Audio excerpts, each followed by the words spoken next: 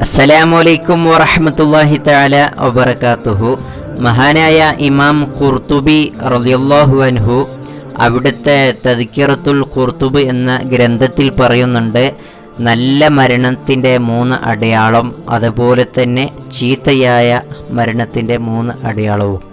നല്ല മരണത്തിൻ്റെ 3 അടയാളം, ഒന്നാമത്തത് മരിക്കുന്ന സമയത്ത് ലാ ഇലാഹ ഇല്ലല്ലാഹ് എന്ന കലിമ ചൊല്ലുകയാണെങ്കിൽ മനസ്സിലാക്കണം അത് നല്ല മരണത്തിൻ്റെ അടയാളമാണ്.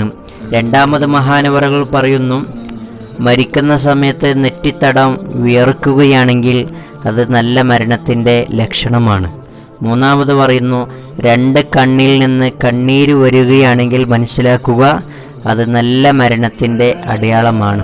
മഹാനായ ഇമാം ഖുർത്തുബി റളിയല്ലാഹു അൻഹു ചീത്തയായ 3 മരണത്തിൻ്റെ അടയാളം പരിചയപ്പെടുത്തുന്നുണ്ട്. ഒന്നാമത്, അദ്ദേഹത്തിൻ്റെ മുഖം വാടിപ്പോയിരിക്കും.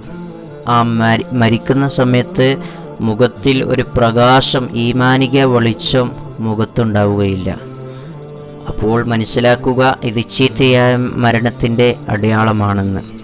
രണ്ടാമത് മഹാനവറുകൾ പറയുന്നു, വല്ലാത്ത ശബ്ദം ഉണ്ടാക്കും.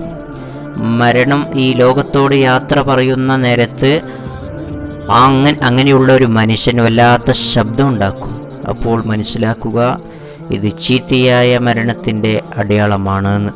മൂന്നാമത് മഹാനവറുകൾ പറയുന്നു, ചുണ്ടിൻ്റെ ഭാഗത്തിലൂടെ വെളുത്ത നൊര അങ്ങനെ ഒലിച്ചു വരും.